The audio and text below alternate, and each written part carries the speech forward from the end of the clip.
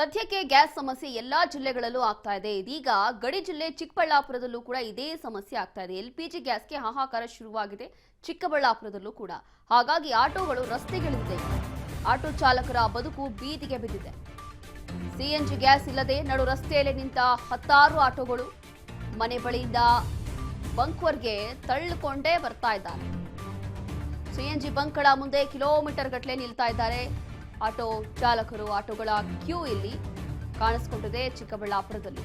ಹಸಿದ ಹೊಟ್ಟೆಯಲ್ಲೇ ಕಾಯ್ತಾ ಇರುವಂತಹ ಆಟೋ ಚಾಲಕರು ಅರ್ಧ ದಾರಿಯಲ್ಲೇ ಜನರನ್ನ ಬಿಟ್ಟು ಮನೆಗೆ ವಾಪಸ್ ಆಗ್ತಿದ್ದಾರೆ.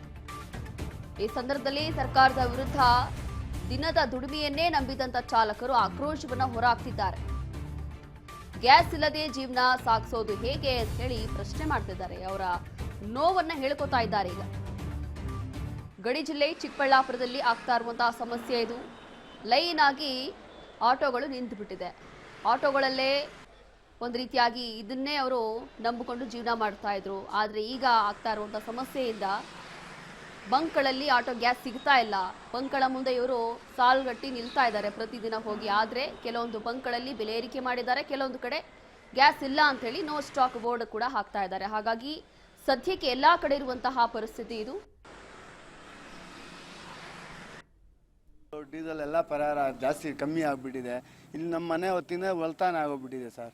ಮಕ್ಕಳು ಫೀಸ್ ಕಟ್ಟಬೇಕು, ಮನೆ ಬಾಡಿಗೆಗಳು ಕಟ್ಟಬೇಕು, ಮನೆ ಕಡೆ ಜಾಸ್ತಿ ತೊಂದರೆ ಐತೆ ಸರ್. ನಮ್ಮ ಗೌರ್ಮೆಂಟಿಂದ ಯಾರಾನ ಇಲ್ಲಿ ಇರೋ ಇವರು ಪರಾರ ಮಾಡಿ ಏನೋ ಮುಂದಕ್ಕೆ ಅನುಕೂಲ. ಆಟೋಲ್ಲೇ ಜೀವನ ನಡೆಸೋದು, ಅದು ಬಿಟ್ಟರೆ ಏನಿಲ್ಲ ಸರ್. ನಮಗೆ ಏನೋ ಆಟೋ ಚಾಲಕರಿಗೆ ಆಟೋ ಮಾಲೀಕರಿಗೆ ಏನೋ ಒಂದು ಪರಾರ ಮಾಡಿಕೊಟ್ರೆ ಏನು. ಎರಡು ಬಂಕ್ ಇದೆ, 3 ಬಂಕ್ ಇತ್ತು, ಒಂದು ಬಂಕು ಇದು ಮಾಡಿದ್ದಾರೆ.